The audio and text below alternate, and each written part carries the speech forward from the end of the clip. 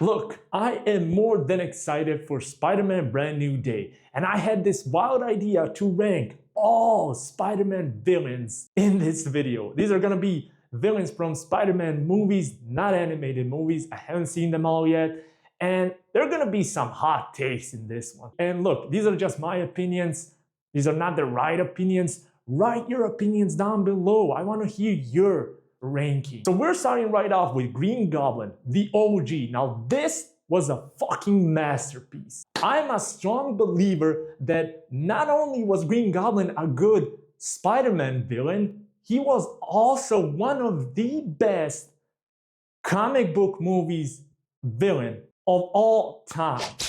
And Willem Dafoe definitely cemented that role in my head. He gave an amazing performance in this film. And the way this character was written is just perfect. It's like this cool balance of Green Goblin being a bit silly, but also serious, dangerous. And there's a really cool backstory to this character that made it iconic and stand the test of time to this day. So this is probably the easiest pick for an S tier. Next one, Dr. Octopus. Now, his story is fantastic. Now, before he was a villain, he actually wanted to help humanity. He found a way to make clean energy. So he basically wanted to help the whole humanity. But it all went to shit. His wife died, and the arms that he was using turned kind of against him and started controlling him in a way. And Alfred Molina really gave a good performance. And just like Green Goblin, I can't see anyone playing that role besides him now. So that's just how iconic it was, in my opinion. However, the way that movie ended, the way his story ended, didn't really make a lot of sense in my opinion. When he realized what he was doing, I thought that part was a bit superficial, if that makes any sense. That's just my opinion. So I will be putting him in the A tier. But I may change my opinion on this when I rewatch the original trilogy. So we'll see. Next one, Sandman. Now this might be a bit of a hot take, but I like this villain. It was easy to understand his motives, and at first he didn't really want to be a villain. And his superpowers were really cool. I really love those visuals, even though the movie is kind of old when you think about it now. I like the design of this character, and I definitely liked actor's performance in this film. However, his story didn't need to be connected to Uncle Ben. I think that part was unnecessary. And overall, his story in general was a bit rushed, which is a shame because I think he's a good villain that can literally stand on its own 2 feet when it comes, like, story-wise. But unfortunately for me, like, it's not bad, but it's also not perfect. But I still liked him, and in my opinion, this is an easy A. Next one, Venom. I liked all that symbiote shit in Spider-Man 3. And I think it was a fresh idea, done right, and Venom fit perfectly well in that story. Eddie's revenge in that film was written well. In a sense, it was believable, but as a villain, it wasn't that good. I mean, the guy was in a church praying to God to kill Peter Parker, and in that church was the symbiote.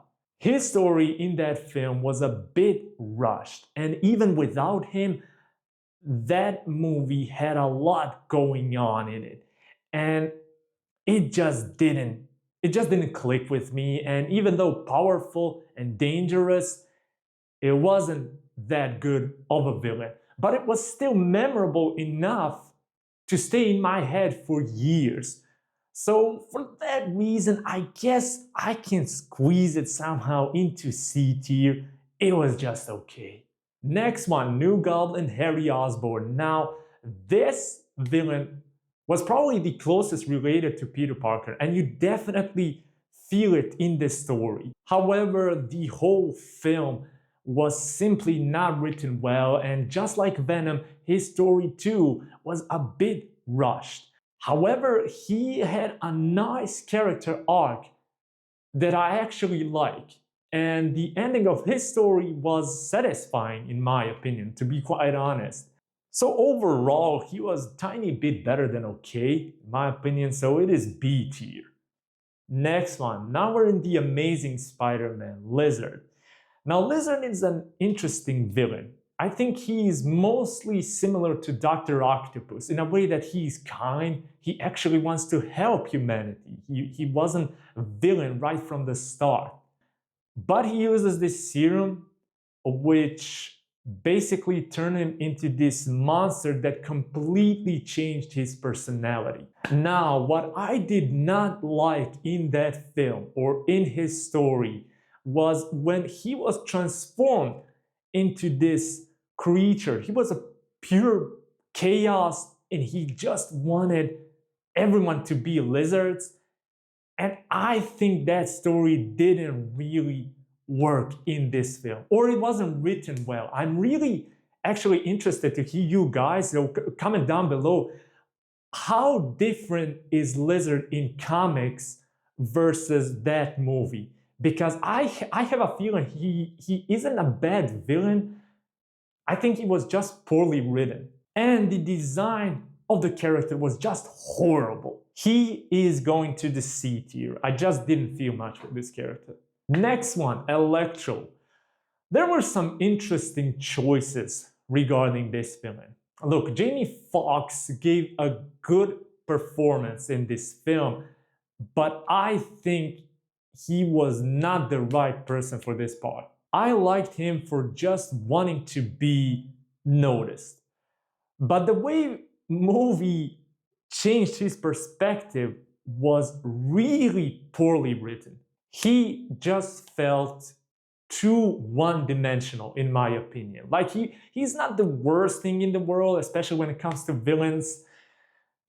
So I'll put him in the C tier, which is a bit not fair to Lizard, but I also don't think he was the worst villain. I don't know, am I wrong? Tell me down below. We'll keep it like that. I'll put in the C. Next one, the New Goblin. Now, I think his story was good. His introduction was good, his story was interesting, and it seemed like he was gonna be a really good villain. I like the way he felt like he was betrayed and everyone left him to die because of the sickness that he had. The actor playing him was also really good. But then the problems started showing up. The design at best was questionable. I think I know what they were trying to do. They kind of wanted this twisted personality, but I don't think it really worked. I think he didn't get enough attention in this film. I think they started off good, but they just didn't develop him enough in this film. But still, I cannot really say he was forgettable, in my opinion. And I'm sure people will disagree with me, but I'm actually putting him in the B tier.